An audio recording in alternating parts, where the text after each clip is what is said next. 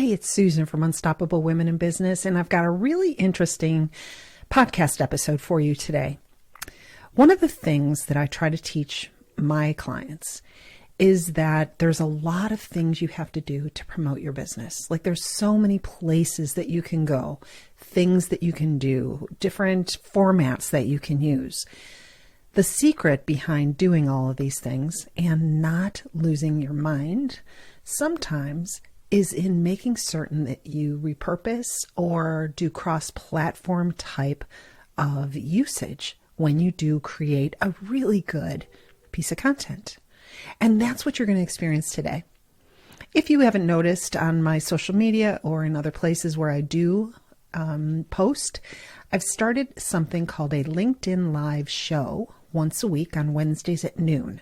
The name of the show is Women Running Funnels. And I'm not kidding you. It is a fun show where I dive into every aspect of what it takes to move a client or a prospective client from becoming aware of you through the relationship building aspect and then right through to commitment. So everything, whether it be technology, social media, I'm not kidding you. It's everything. So I would love it if you would be able to join me on that show. It'll be posted to LinkedIn, Facebook. You can find it everywhere. Well, here's another opportunity for me. The show that I did today was really good.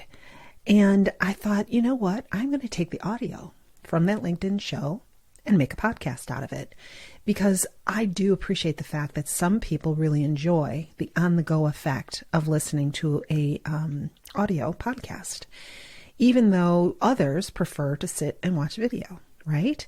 So why not take a great piece of content and make it available everywhere? So I hope you enjoy this show today. It is one of my burning passions and why I'm in business as Unstoppable Women in Business, because I need to literally stop hearing people say, I hate sales. Not only do I need it, your business needs it. So enjoy this podcast, take it in. Join me on LinkedIn Live show once a week, Wednesdays at noon, to hear more good stuff. And reach out to me if there's anything that I can do to support you and your success. As a matter of fact, one of the things I'm talking about today is the book that I wrote. Oh, shoot, I'm in sales. It is available on Amazon, all the popular platforms, but I would encourage you to go to unstoppablewomeninbusiness.com to the book page, because I've got some really cool free gifts for you. If you order the book, you're eligible for a couple of really cool gifts that I have. Go ahead, do yourself a favor, buy the book. If you resonate with what I'm saying in this podcast episode, it will do a world of good for you and the relationship you have with sales.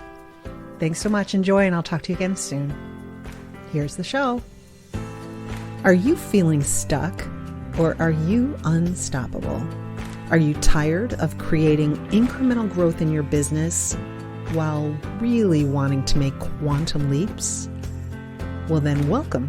You found the right place to be fed. This is Susan, the founder of Unstoppable Women in Business, and this podcast is for women entrepreneurs, coaches, consultants, anyone who is unwaveringly focused on finding the best path to success in their business. While you're here, you're going to be asked to think differently to get different results, to do things that are challenging but so rewarding. So come on, let's get started. Hello and welcome to Unstoppable Women in Business, where we are live today, if the technology gods are in my favor, across all of my platforms. We are live in LinkedIn because this is a LinkedIn Live show, and we are live on Facebook as well as YouTube. So whatever your platform of choice is, I want to welcome you to Women Running Funnels. This is Susan from Unstoppable Women in Business, and I am happy to be here with you today because this subject we are talking about today is one of my very favorites. Let's do a really quick refresher regarding what I'm talking about when I say women running funnels. If you think about you're an online business owner, there are three main ways that or areas that you need to nurture your buyer through. The beginning phase, which is awareness. What's happening? Are you able to attract people's attention, help them get aware of who you are and why it's important to you, and then move them forward into building a relationship, understanding why and how you can be the person that can help them get what they want the most, whatever problem they're trying to solve. And then finally, are you also the person in that last stage that they will commit to? Have you built their trust? Do they believe that you are that person and that they're willing to make a commitment to work with you? So those three main buckets, that's what I call a funnel. It is moving people through what's called the buyer's journey and helping them make a decision to go and do business with you rather than someone else or doing nothing at all. So when you think about this whole funnel prospect, that is sales. Every aspect within there, from getting out there and meeting people through getting a commitment from someone, is definitely considered selling. And so it can be challenging and it can be a little scary sometimes, but here's the thing that's important to remember. You're the one who's in control of the selling process. And so today we're here to talk about what it is you have control over. So I wanted to approach this subject from a way that would really make sense for everybody. The topic is, you've got to stop saying, I hate sales. Literally, the health of your business depends on it, because if you're not selling, there's no money coming in, right? You really have to, it comes down to that perspective, is like, if I'm not selling, who is selling? You may be lucky enough to have a team working under you, but even in that regards, you have to continue to nurture them in a way that they can represent your business. So I wanted to talk about it from this perspective. As a matter of fact, what came to mind for me is the other day I was spending some time meeting new people in an online networking group. That's one of the activities that I do on the front end of my funnel to get known, to raise awareness about who I am and what I do. I think online networking has made it so easy for us all to break out of regional boundaries and be able to just get anywhere we want in the world and meet people and get connected to them. So we were in this particular networking group, we're all connected on Zoom, and each of us had a minute or so that we could talk about what we do, who we serve, and what makes us unique. In this particular networking group, there were about 12 people in the virtual room. And I am sure you've had this experience. We were in a Zoom room and it felt like the Brady Bunch, you know what I mean? With like, there were 12 talking heads in these little squares, and you could look down, you could look over. Just like, if I'm dating myself, the Brady Bunch, I think comes to mind for everybody when you think about a Zoom room. But anyways, I had settled into this room, really looking forward to meeting a few new people and talking. And then when it was my turn, I opened up my introduction with a heartfelt statement that, I say almost every time I'm in a networking room. It's the way for me to really help people understand exactly what I do and why I do it. And so it goes something like this. Hi, my name is Susan Trumpler. I'm the founder of Unstoppable Women in Business, and I have been put on this earth to stomp out the phrase, I hate sales, from every woman business owner's lexicon. Really, if you're a small business owner, it's just essential that you make friends with sales, because without sales, your business doesn't make money. And without money, you don't actually have a business. So it's not a question of whether or not you like sales. The question is, how are you going to make friends? How are you going to make sales your BFF? Now, that is my standard introduction. And each time I use that to describe what I do, I see people's heads nodding, and I see people smiling, and I even get random comments about, I can totally relate to the mission you're on because I hate sales. It makes me feel sleazy. It makes me feel pushy. I get all kinds of comments like that all the time, and it just makes my heart sick, because I'm not kidding you. That is, you've I hate to make imperative statements, but I'm going to say it. You've got to stop thinking that way. If those phrases go through your mind is going to, you're programming it to hate sales, and that anytime you go to do something in sales, your mind will tell you, stop, don't do that. It's not safe. You hate that. You don't want to do that, right? So part of the mission that I'm on is to help people understand, what you say aloud and what you say to yourself can become your reality. And if it is something like the fact that you're not enjoying sales, or that you're intimidated by sales, that will exacerbate the problem. All right. So today I want to talk about 3 tips that I can give you on how you can change that kind of sales mindset. Let's do a reset on it and think about it in a different way. And I'm going to share with you first, before we go to the tips, I want to share with you, like, where did this come from?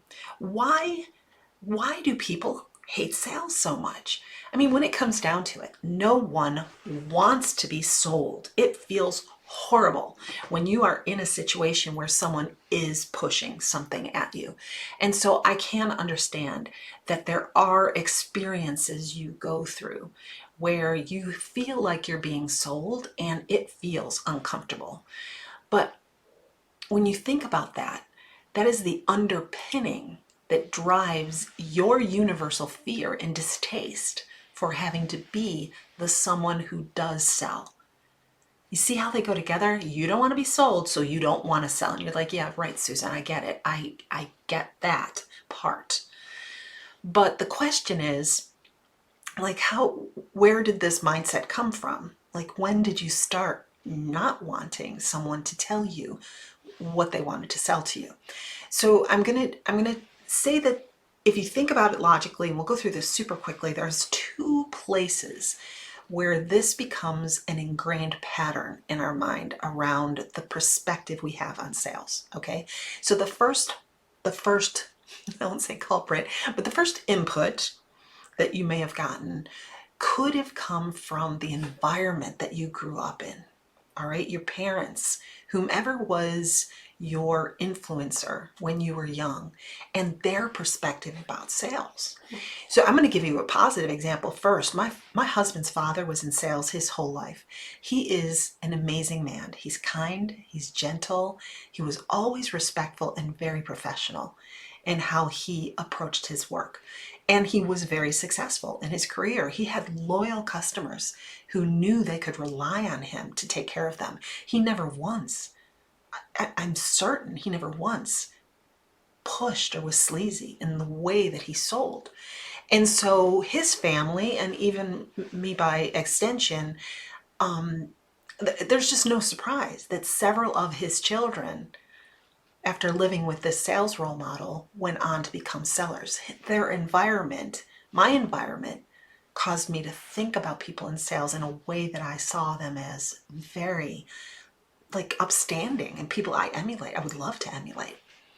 Now, on the other hand, there's some of you who may have had parents who are very vocal about their disdain for sales and pass that perspective on to you. And when you hear a message over and over, it actually begins to create a groove or a pathway in your brain. As that pathway is being formed in your mind, it becomes a subconscious belief that you hold on to pretty tightly. As I mentioned earlier, your brain is like protecting you from this belief, because if you say it, it must be true as far as your primitive brain is concerned, and it's going to protect you. So this will form the filter that you have about the people who sell, including you.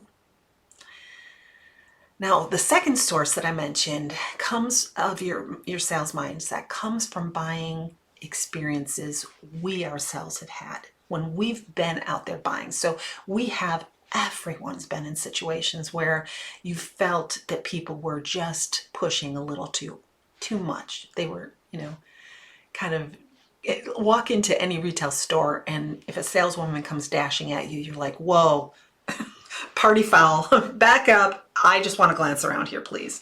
Right? So that's one example. But I also think about the quintessential pushy salesperson metaphor of when you go to buy a car. I mean, who hasn't had that sales experience or buying experience where, it wasn't really all that pleasant in a lot of cases. And I'm sure it's changing, but, I remember many times sitting in a little cubicle on the showroom floor full of trepidation because I have fallen in love with a hot little ride. And I'm sitting there by myself. The salesperson is in the manager's office. I'll put that in quotes, negotiating on my behalf, right? What a joke. I know they're back there yucking it up, wasting a little bit of time because they know exactly what they're going to come out and put under my nose. And it's not a deal that's going to really be all that great for me, but they know that making me sit there and kind of stew in my own desire for that vehicle is going to help them be able to put kind of the, urgency factor into the situation and make it more likely that I'll accept their offer without leaving, right? You have to make that decision today. Anyways, if you've been through enough situations like that, of course you're going to find sales distasteful. Of course you're going to feel like someone who sells has to be pushy and sleazy. Once you had enough of these sales transactions, it can naturally lead to yourself saying, I never want to be that person. No sales for me. But I'm here to tell you that it just does not have to be that way. I am also certain that if you think about something that you purchased in the past from someone who is really a wonderful salesperson, you can find examples of how it can feel very genuine and authentic and be something that you buy that you say, wow, I am so glad that they let me know that this was available. This has changed my life. I can think of 100 things I've bought that I feel that way about. So that's what I'm thinking of when I say to you that it is your mind that is telling you you don't like sales, and you're choosing to go down that pathway, even though there are other ways you can think about it that don't leave you feeling like you want to avoid, procrastinate, and like do things that don't grow your business. All right. So let's get into the 3 tips. I want you to have in your back pocket ways that you can think about making sales your new BFF, or at least being friendlier with the concept of promoting your business and selling the value of what you offer. Okay. So the first thing I want to say, and I think this is an untenable recommendation. I don't believe that you can sell in an authentic way without this first tip being true. All right. So the best antidote to feeling awkward and uncomfortable about selling your product or program is to have an unwavering passion for what it is you're selling. I talk with this all of the time about the women that I coach, or with the women that I coach, and about the programs they're creating. And as we're, kind of forming these programs and forming the pricing for the program, I am always asking, test yourself. Do you love what you're offering? Do you want to shout from the top of the rooftop how excited you are about what it is you're providing, the value that it provides to the clients, and the absolute value that the price point is for your clients? You have to feel that in your heart and soul in order for you to show up and be excited to talk about, promote, get commitment. Anything that you're doing in the sales arena around your offers comes from that passion. The more you have a deep-seated belief that what you offer is a perfect fit for the person you're offering it to, the more likely you're going to be able to invite someone into purchasing it without any mind drama. The passion will make your conversation authentic and natural. So the first tip I have for you is do not sell anything to anyone unless you know that they are a perfect fit for your offering. So it's a two-sided picture, guys. You have to love your product. You have to feel confident that you can deliver it at a high level of quality and that you feel good about the price. But you also need to do the work that's necessary to understand your buyer's specific needs, and then connect the dots on how what they're purchasing from you will solve a problem that they know they want to solve. So that is, I think, without having that fit, that passion and fit, it is really hard for you to be able to approach someone from a clean selling perspective. And that's what you're looking for. All right. So the next tip that I want to talk about really quickly is that this is something that's going to have you looking at sales in just a completely different way. I want to talk about something called a value bank. All right. So if you think about the good old fashioned piggy bank when you were a kid, or maybe even a bank account, you think about making deposits into an account. You make deposits, you make deposits, you make deposits, and eventually you've got this pot of money or pot of value that has been built up that you can withdraw from. I want you to think about that as a value bank you're putting out into the world, and that each time you create some thought leadership, each time you put something out into the world that you don't charge for, you are adding to your value bank. Every time you send someone a message and you say, hey, I was thinking about you and I just wanted to share this thought with you, this idea, this resource, but you're not asking them to buy. You are sharing value without asking for anything in return. What you're doing is adding to your value bank.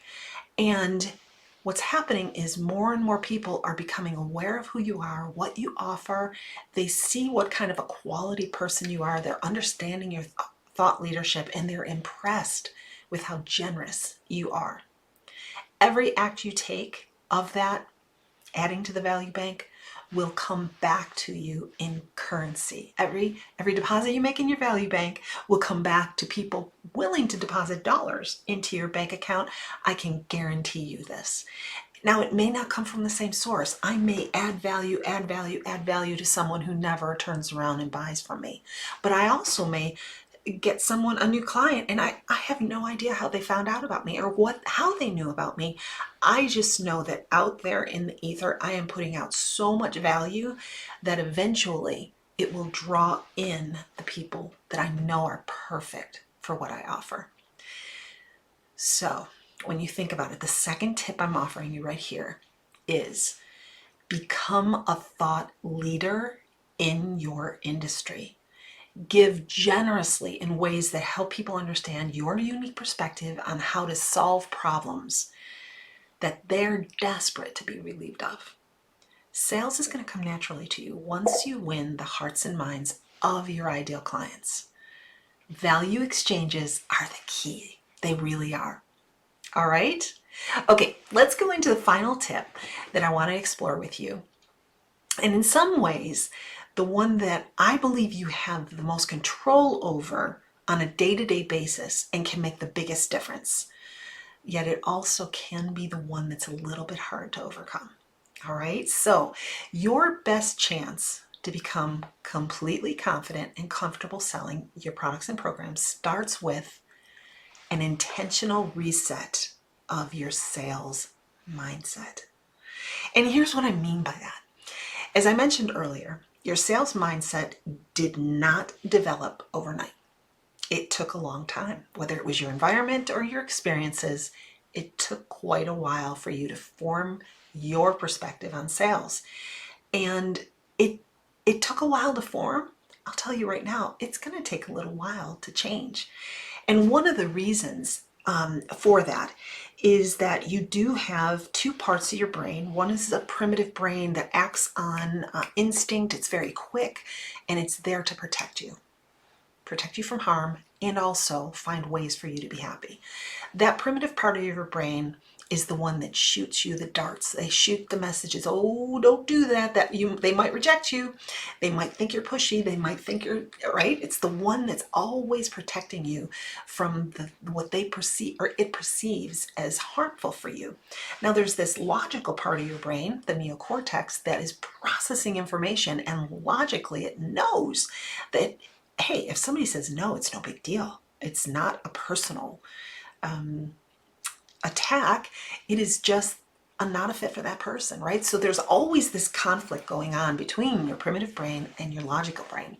That will never change. No matter how much work you do on knowing and understanding what's going on in there, the primitive brain will always be there to take care of you, which will create opportunities for you to focus a bit on the reset of that mindset that's happening in the moment. Okay? So resetting a mindset that has taken up space in your mind for a long time takes this intentional effort and practice, but it's so worth it. Listen, your very business is at stake if you're not able to shift this mindset. And I'm going to give you an example of that. When I was in corporate sales, leading sales teams, everyone got the same training. Everyone got the same opportunity, territory, right? So they had the same number of accounts, the value of the accounts, they all got a quota. Everyone on the team had an equal opportunity for success. Some people were extraordinarily successful. Some people tapped out. They couldn't do it. And I'm here to tell you, I need you to trust me on this one. It's not the skills and the processes that they couldn't get good at. It's the way they thought about selling that they could not get over. They didn't do the work in order to keep their mindset clean and recognize when that primitive brain was pushing information at it that really was not, it wasn't serving them at all. But it was the ones that really looked at sales from a very clean mindset, became good at what they did, had great processes in place. If you have those three pieces, oh, you can't stop. You're unstoppable. All right. So tip number 3 is never let a thought that you have about sales move through your mind without it being questioned. Okay. And I know this, and this is why it takes time, but because I know this is hard to do when you have a million things that you're trying to get done. But when you notice that there's a negative thought about moving forward with any particular sales activity, I really would love for you to ask yourself if that thought is going to help you reach your goals or if it's going to hold you back. And then just take a moment to question, which part of my brain is this coming from? Is this thought coming from the primitive part of my brain that really, really wants to take care of me but is misguided in so many ways? Or is it coming from the logical brain? And so if you can just do that, if you can just pause when you get that yucky feeling, when you're thinking a thought and you're like, whoa, wait a second, where is this coming from? Use that litmus test and ask yourself that question, and then know, here's the important part, know that you have a choice on how you think about sales. Can you choose to question the lies that the primitive brain is feeding you and find a different way to think about it, which will lead to a way different feeling and allow you to act bold and confident in moving forward with your selling? This is, I know that I only have a few minutes with you in order to share what my thoughts are around sales and funnels and everything, but I have to say that this third tip is something that can make a world of difference in the success of your business from a viability standpoint. So it is a very serious, it's kind of a serious way to think about it. I don't mean to be Debbie Downer here, but come on. Let me help you. If you need any help at all with making sales your BFF or just trying to make friends with it, just know that I'm here to support you. You can reach out to me at susan@unstoppablewomeninbusiness.com. Listen, don't be a stranger. Reach out, connect with me. Oh, there's one other thing. I did write a book on this topic. It's, oh shit, I'm in sales. How to make sales your BFF. And there's a process in this book that actually helps you with tip number 3. It literally gives you a 5-step process on how you can work through how you're thinking, how it's making you feel, how you choose to think differently, and how you can then be more successful in each activity that you're doing to promote your business. I hope this was useful. Please reach out to me if there's anything that I can do to support your success. If you are interested in being a guest, I'm going to start within the next week or so. We're going to have guests coming on with me every other week and giving their perspective about any area of the funnel, whether it be from visibility, through deepening relationships, through getting commitments. If you are helping someone run funnels, or if you yourself run funnels, I would love to have you on as a guest on the show so that people don't always have to be just listening to me. All right, have an awesome day today, and I will talk to you again very soon. Take care, everybody. Bye-bye. Hey there, lady. What are you doing? We need to get to know each other better. Come on over and visit me at www.unstoppablewomeninbusiness.com and check it out. I've got so much good stuff over there for you, and I would love to get to know you better. So come on over. Let's hang out.